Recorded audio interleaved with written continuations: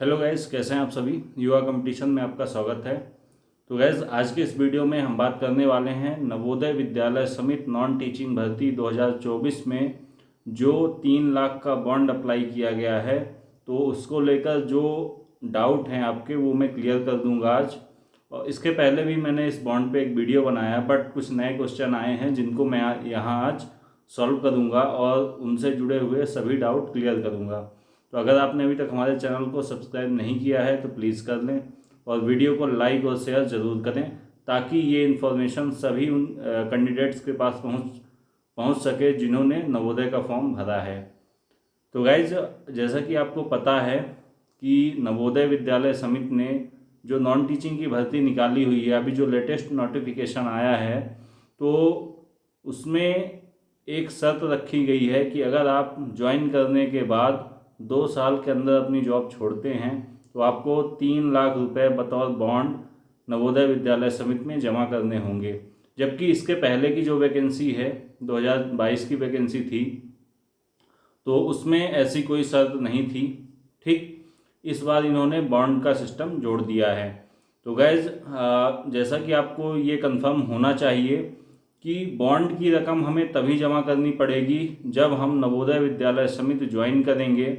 ठीक है, appointment letter आने के बाद जब हम ज्वाइन करेंगे विद्यालय, जेएनवी कैडर से ज्वाइन करेंगे या हेडक्वार्टर या आरओ कैडर से ज्वाइन करेंगे, तो अगर ज्वाइन करने की डेट से 2 साल तक की डेट के अंदर हम विद्यालय को छोड़ते हैं या नवोदय विद्यालय समिति हेडक्वार्टर या आरओ जहां हमारी पोस्टिंग होगी वहां से अगर हम रिज़ाइन करते हैं तो हमें 3 लाख रुपए जमा करने पड़ेंगे। बट जो सवाल है इस बात का कि अगर मान लीजिए जैसे नॉन टीचिंग में कई पोस्ट हैं और कैंडिडेट्स ने एक साथ कई पोस्ट के लिए अप्लाई किया, जैसे कुछ लोगों ने लैब अटेंडेंट और जेएसए दोनों में अप्लाई किया है। अब आपको पता है कि लैब अटेंडेंट पे लेवल 1 की पोस्ट है और जेएसए पे लेवल 2 की पोस्ट है। ठीक, इसके बाद मान लीजिए आपका जो शुरू में रिजल्ट आया उसमें आपका लैब अटेंडेंट में हो गया और आपने ज्वाइन कर लिया, और जेएसए में आपका रिजल्ट वेटिंग में चला गया, आपका वेटिंग में नंबर आता है।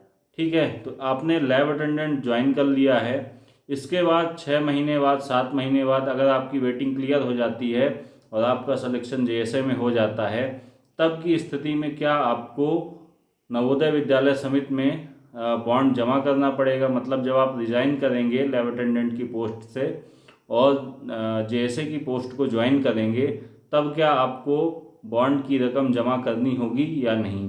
तो गैस, यहाँ मैं एक बात आपको क्लियर कर देना चाह रहा हूँ कि बॉन्ड की रकम तभी आपको जमा करनी है जब आप नवोदय विद्यालय समिति को छोड़कर किसी दूसरे विभाग को ज्वाइन करते हैं। मतलब या तो केवी ज्वाइन करते हैं, या तो स्टेट की कोई वैकेंसी ज्वाइन करते हैं, या सेंट्रल का कोई अदर डिपार्टमेंट आप ज्वाइन करते हैं, तभी आपको बॉन्ड की रकम देनी होगी। इसके अलावा अगर आप नवोदय विद्यालय समिति में ही 2 साल के भीतर ही अगर आप पोस्ट चेंज करते हैं, एक पोस्ट से रिजाइन देकर दूसरी पोस्ट पर जाते हैं, तो आपको बॉन्ड की रकम नहीं जमा करनी होगी। इस बात को लेकर बिल्कुल निश्चिंत रहना है आपको कि अगर आप समिति में ही किसी एक पोस्ट से दूसरी पोस्ट पर जाते हैं तो आपको बॉन्ड की रकम नहीं जमा करनी होगी। ठीक है, तो ये सबसे बड़ा डाउट था अभी तक का कि मान लीजिए हमारा लैब अटेंडेंट में सिलेक्शन हो गया या मेस हेल्पर में सिलेक्शन हो गया और इसके बाद हमने ज्वाइन कर लिया सिलेक्शन होने के बाद, और काफ़ी टाइम बाद मतलब 1 साल के अंदर ही वेटिंग क्लियर हो जाती है। तो 1 साल के अंदर अगर हमारी वेटिंग क्लियर हो गई, हमने जेएसए या कैटरिंग असिस्टेंट या जो ऑडिट असिस्टेंट या जो भी अन्य नॉन टीचिंग पोस्ट है, अगर आपने एग्ज़ाम दिया है और उनमें सिलेक्शन हो गया, तो क्या तब आपको बॉन्ड जमा करना होगा, बॉन्ड की रकम जमा करनी होगी?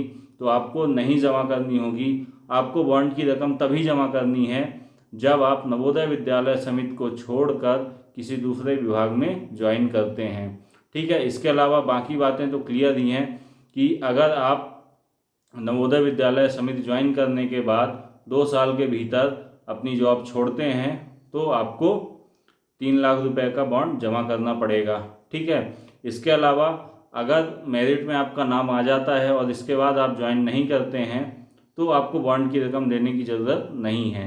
ठीक है, और साथ में अब ये जो बॉन्ड का नियम है यो इसी वैकेंसी से लागू हुआ है जिसमें मेरा सिलेक्शन हुआ 2022 वाली वैकेंसी में, उसमें बॉन्ड का कोई नियम नहीं था।